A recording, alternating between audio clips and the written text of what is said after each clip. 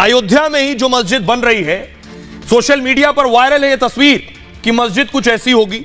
आपने सुन लिया पाकिस्तानी राम मंदिर पर क्या कह रहे हैं, इस मस्जिद पर भी बात हो रही है। इस मस्जिद के बारे में बहुत कम लोग जानते हैं कि कहां बन रही है, किस जगह बन रही है, कौन बनवा रहा है, पाकिस्तान में इस मस्जिद को लेकर क्या बात हो रही है। यह मस्जिद भी अयोध्या में ही बन रही है।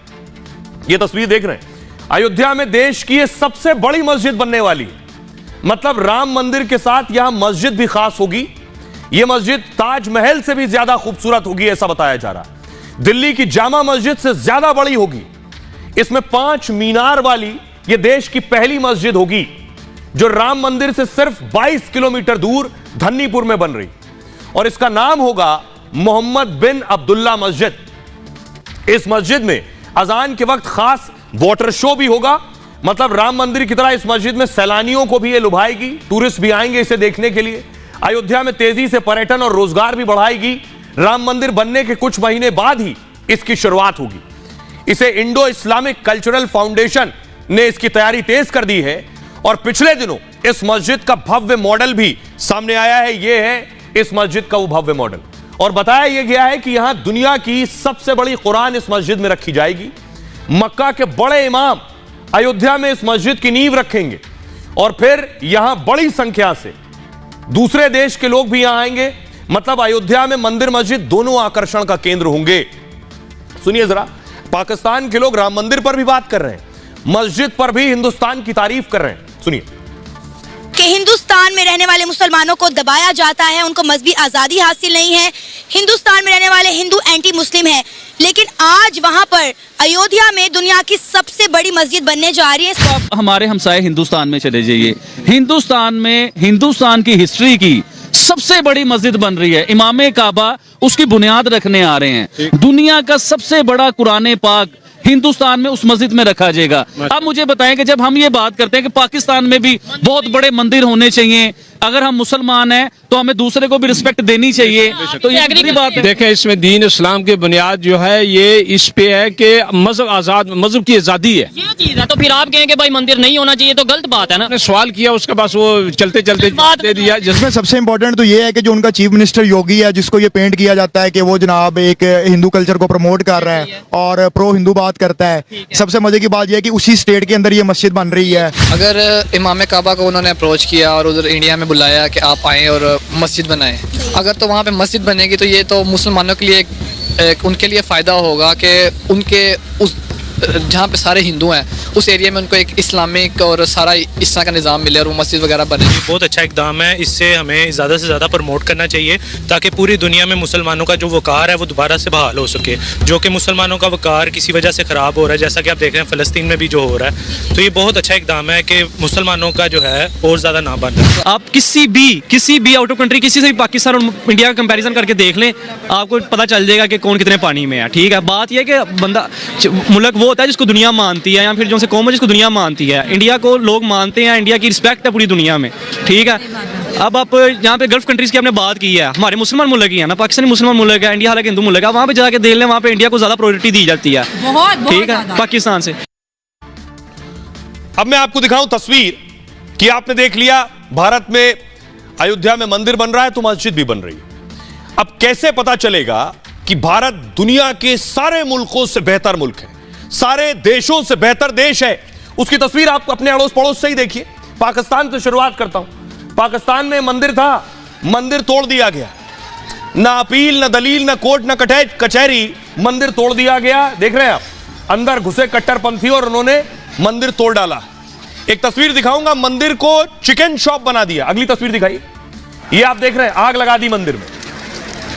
मंदिर में आग लगा दी।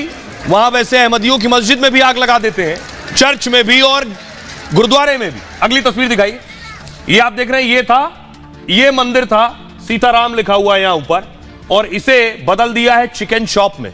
देख रहे हैं, ये लिखा हुआ है सीताराम, और इसे मुर्गे की दुकान में बदल दिया गया है। ये देख रहे हैं, ये मुर्गे पाले हुए नीचे, चिकन शॉप में बदल दिया है। ये पाकिस्तान की स्थिति है।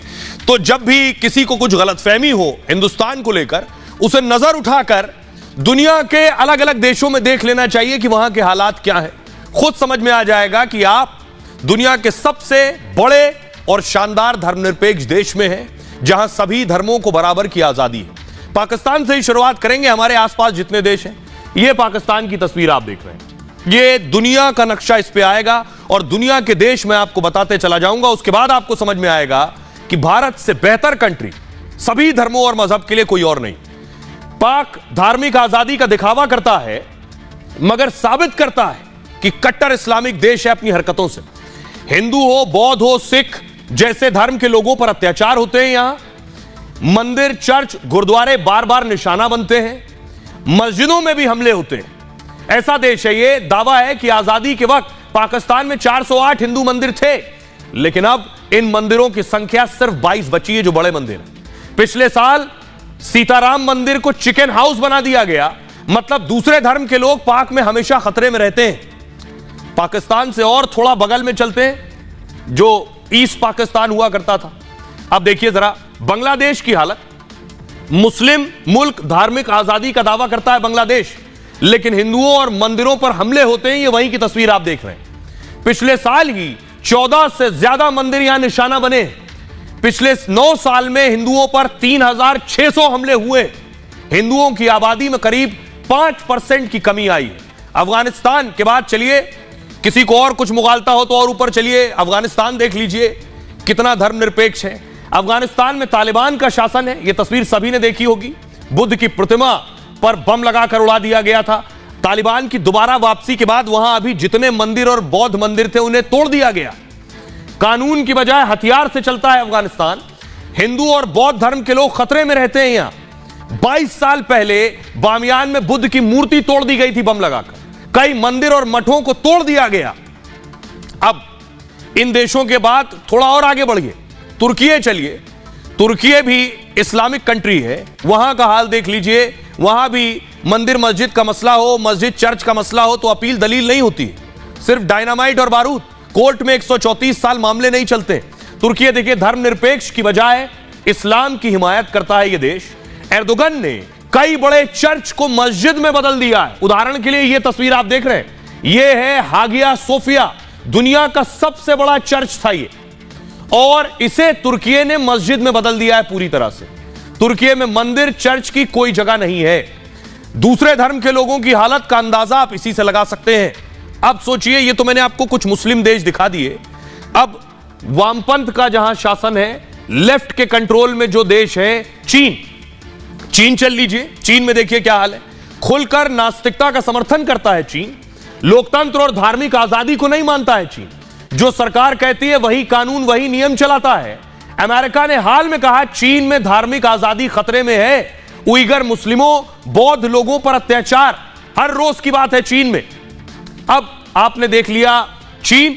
अब यूरोपियन कंट्रीज आपको लेकर चलता हूं। फ्रांस, लोगों को लगता है बड़ा देश है, विकसित देश है, पढ़ा लिखा देश है, तरक्की कर रहा है, अर्थव्यवस्था बहुत तेजी से बढ़ रही है और फ्रांस में अच्छे खासे मुसलमान है। फ्रांस की हालत देखिए। भारत की तरह धार्मिक आजादी का दावा करता है। फ्रांस भी एक डेमोक्रेटिक कंट्री है। जैसे भारत एक लोकतांत्रिक देश है, फ्रांस भी एक लोकतांत्रिक देश है, लेकिन दोनों के लोकतंत्र में फर्क है। धर्म के मामले में फ्रांस में नकारात्मक सोच है, भारत में सकारात्मक सोच है। भारत का लोकतंत्र धर्म को लेकर सकारात्मक है कि सभी धर्मों को बराबर की आजादी, धर्म को नकारते नहीं, स्वीकारते हैं। फ्रांस में उल्टा है, धर्म को नकारते हैं। मैक्रो सरकार के ताजा फैसला इसकी मिसाल है। फ्रांस में विदेशी इमामों की एंट्री पर बैन लगा दिया गया है। पहले से मौजूद इस्लामी धर्मगुरुओं को कहा गया है आप अपने देश लौट जाइए। और आगे चलिए, सऊदी अरब, और सऊदी अरब जैसे 56 मुस्लिम देश हैं। 56 मुस्लिम देशों में धार्मिक स्वतंत्रता 0 है। यहां सिर्फ इस्लामिक नियम और कानून चलते हैं, बाकी किसी के धर्म के लिए कोई जगह नहीं है। दूसरे धर्म के लोगों को यहां दब कर रहना पड़ता है। न भारत जैसी आजादी है, न दूसरे धर्म को सम्मान है। यह है पूरी दुनिया की हालत। इससे आपको अंदाजा होगा कि हिंदुस्तान से बेहतर देश, हिंदुस्तान से खूबसूरत मुल्क और धर्मनिरपेक्ष देश कोई और नहीं है।